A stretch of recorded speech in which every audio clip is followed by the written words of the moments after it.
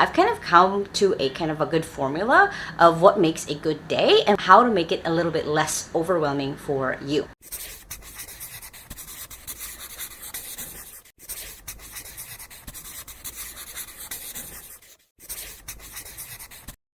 Hey there, and welcome back to my YouTube channel. Now my goal is that at this video is to walk you through what does a first day of a virtual assistant actually look like. Now this is part of my expectations versus reality series, so you guys can check out the whole playlist right here. If this is your first time on my channel, my name is Lacaba. I've been working from home since I was 15 years old and now run my own outsourcing business here in the Philippines, and I post videos every Sunday and Thursday on how to work from home and how to have a business from home. So make sure to hit the subscribe button right there so you don't miss any of my videos. Now I've done a couple of videos here on how to get hired. I've done a couple of videos of like how to be more productive, but I really want to focus on what does it actually look like once you're actually hired and you're working for your client, your first day. Now inside of my executive assistant company, a lot of what they do in the first day is actually mostly mapped out by me. And as I've hired and managed more executive assistants in the last year, I've kind of come to a kind of a good formula of what makes a good day and how to make it a little bit less overwhelming for you. And if you are an employer yourself and you're watching this,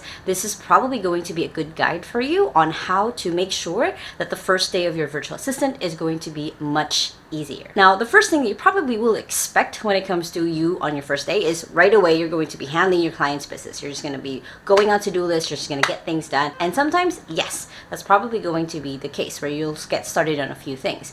But you're not actually expected to learn all of the things inside your client's business. That's something that does come from day to day working with your client. So don't worry about not having to have seen the org chart of their company if they already have one, or to not know like how they do their sales or their marketing. You just need to focus on what are the top 3 things probably that you need to learn about their business. So that's a really important question that you want to ask your employer, are what are the top 3 things that I should focus on in the next couple of weeks. That way you have a good framework. You kind of put your blinders on even just for a little bit, because you want to focus on what are those 3 things that was the major reason for them to need to work with you, so you can start taking those tasks out of them, and then you can start exploring and seeing what else is out there, because probably those top 3 tasks are high value tasks that will take you around the business anyway. Don't be scared to ask questions. Don't be scared to ask them for priorities, because that is literally your first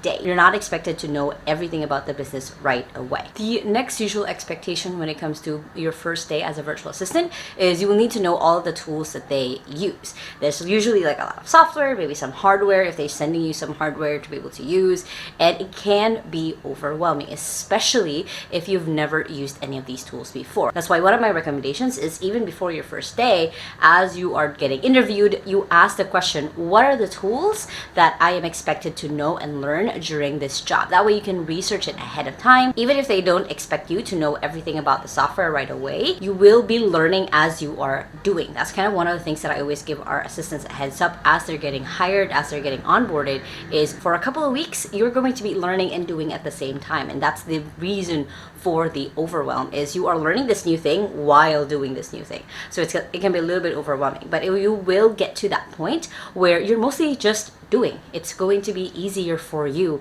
to be able to use that software or that tool because you've used it a couple of times. So it's all just part of the process. It's all part of the phase to be able to learn and do at the same time. And like I said, eventually get to the point where the software, the tools are going to be an asset instead of something that's bringing you down.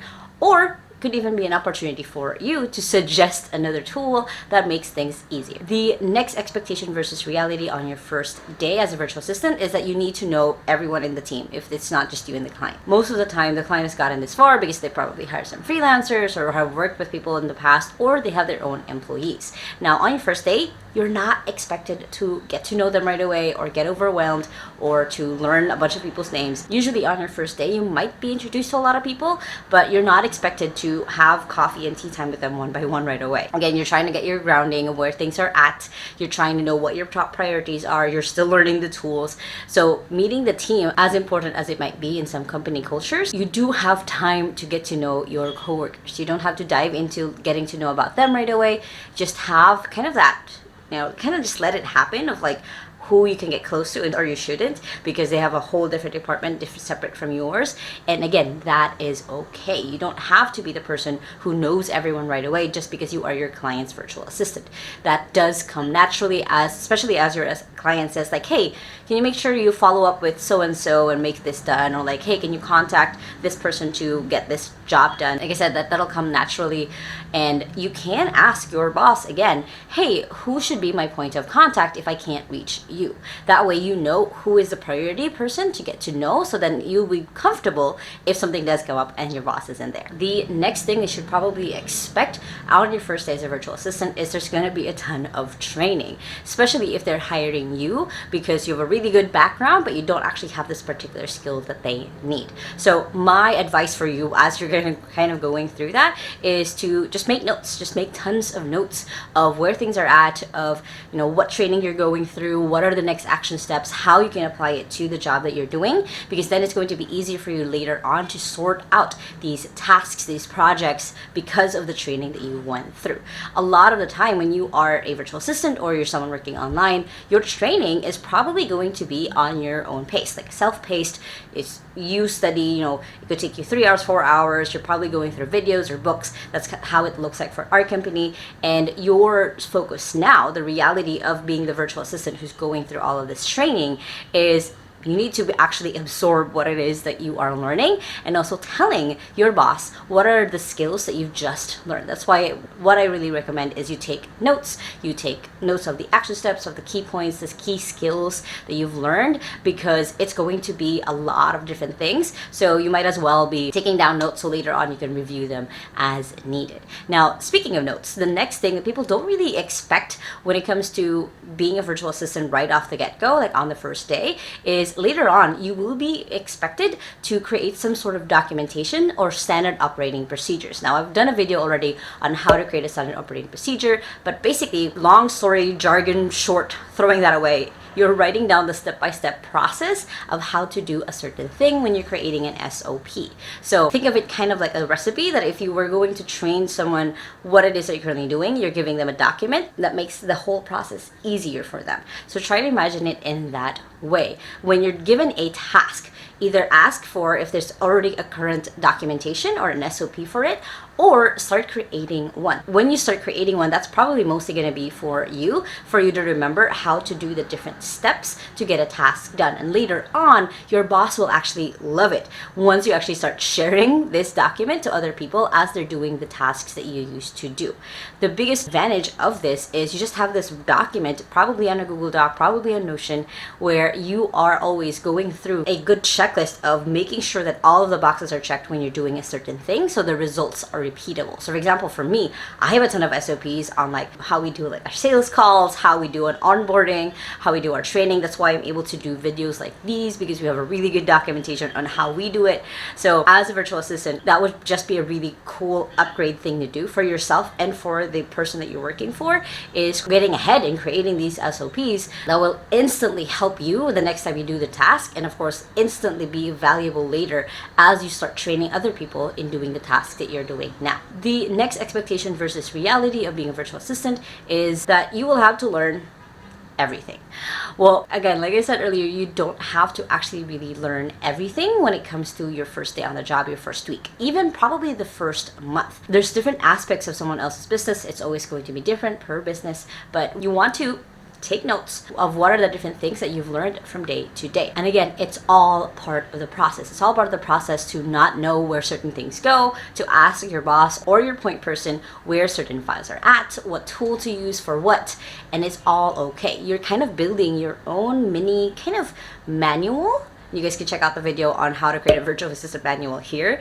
But basically, you're kind of creating your own guide of where different things are at, and getting kind of the different pieces of the puzzle as you kind of go through, again, the training, getting to know people, getting to know your tasks. So again, you don't have to rush yourself in getting to know where everything is inside of your client's business. If your boss is nice, usually they don't expect you to know everything, and they start feeding you all of these different information. And again, you're trying to just map your way out, solve the puzzle piece kind of in a way where you're putting everything together so that it makes sense. The next expectation versus reality. Now, this is something virtual assistants usually don't think is something that's expected of them as they're getting hired is you are there to solve a particular problem. I've said this in other videos before, but the reason why you're getting hired in a company is you are there to solve a problem that they might have, a problem or a bottleneck. So for example, let's say you are getting hired as a social media virtual assistant. The bottleneck or the problem is their social media. Let's say you're getting hired as a general virtual assistant. You're helping out your client in different things. You're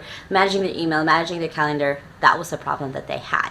So that is why I did say earlier to try to ask for your top 3 priorities as you're getting started, because those are the top 3 problems that they're trying to solve with you. When you start focusing on these, you are showing up as a person of value, that you know that you're getting hired to solve a particular problem, and it will make the whole first day, first week, first 30 days onboarding sequence be so much easier, because you know what it is that you are there for. There's no like, hey, am I doing this, am I doing that? You know exactly what it is that you're there to solve, that you got hired for. Now, as a bonus tip for you guys, on your first day or first week, first 30 days, try to figure out your routine. What I mean by this is try to figure out like, okay, when you open up your computer in the morning, what are the first few things that you want to do?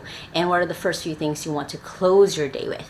This makes it so much easier to not get overwhelmed with work, because you already know what your schedule looks like. We have some assistants who block out like, Friday mornings as their study time, their training time, so they can still go through the training at the same time, have already done so much in the beginning of the week that they can just focus on study. Some, they're reversed. They study at the beginning of the week. So find your groove, find your routine. So again, it's less overwhelming as you're getting started with your client. Now, if you guys like this video, make sure to hit the thumbs up button right there and comment below, what was your first day as a virtual assistant like? Let me know, and if you have any questions, I would be more than happy to answer them.